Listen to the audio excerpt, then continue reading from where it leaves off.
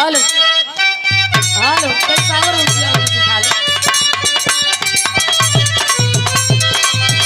Hello hello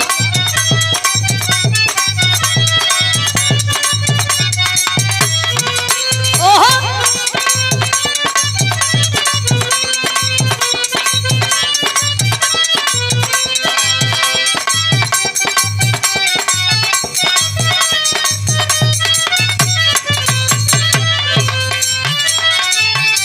रोजे आवेलू रोजे गवावेलू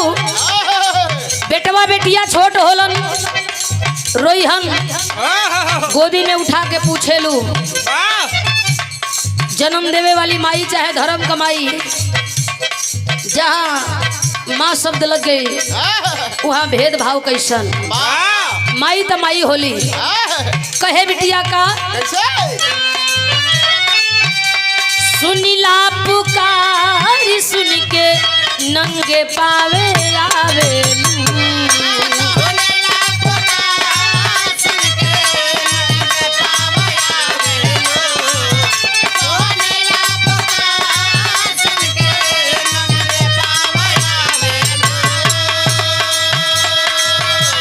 अचरा का प्यारी नहीं ममता लूटावेलू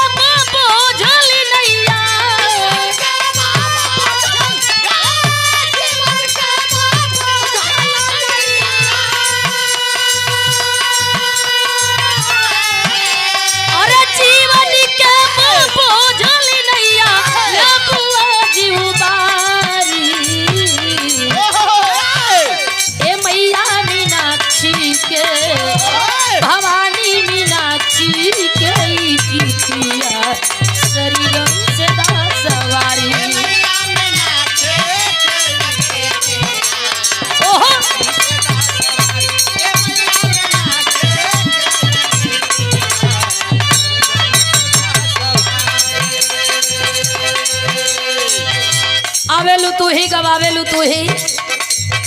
ममता दुलार प्यार लुटावेलू तू ही जेकरे ऊपर कृपा कैलू नैया मझधार से पार हो गई कहल गई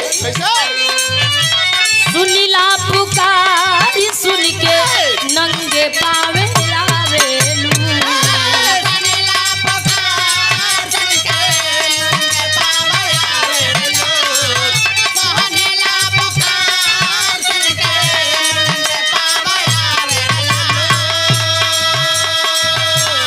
चरा का प्यारी नहीं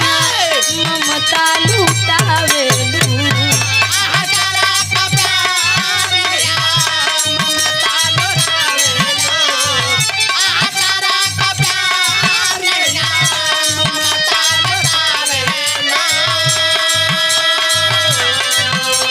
अरे जीवन के बोझल नैया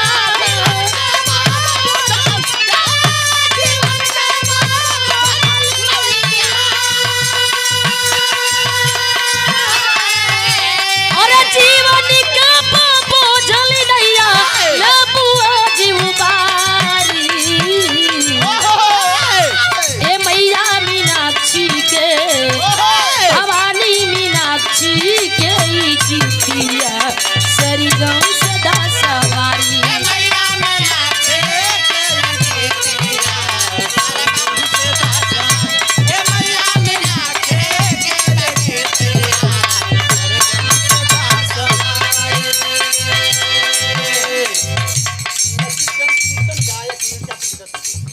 वंदना के आखिरी भजन में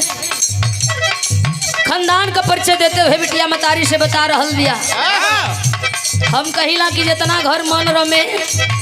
उतनी घरी पूजा करे के चाहिए 5 घंटा पूजा करबो ध्यान नहीं खे तो कोनो मतलब नहीं खे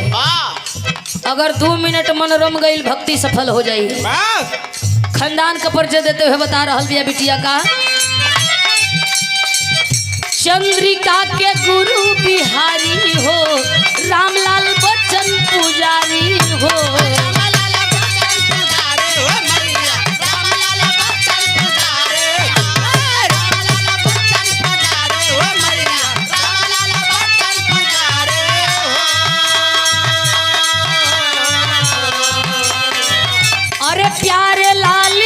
नंदी लाली के बन गईलू महतारी हो।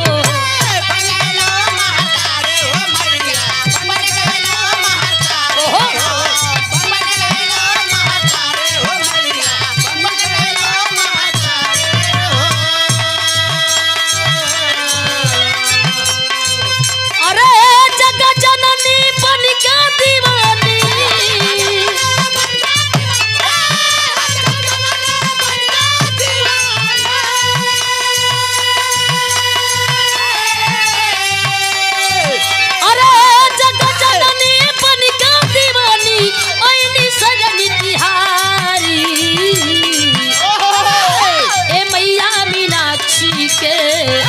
भवानी मीनाक्षी के गीतिया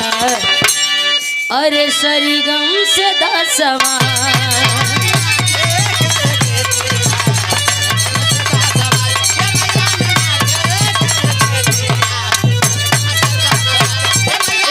भवानी आजा हो, आजा हो।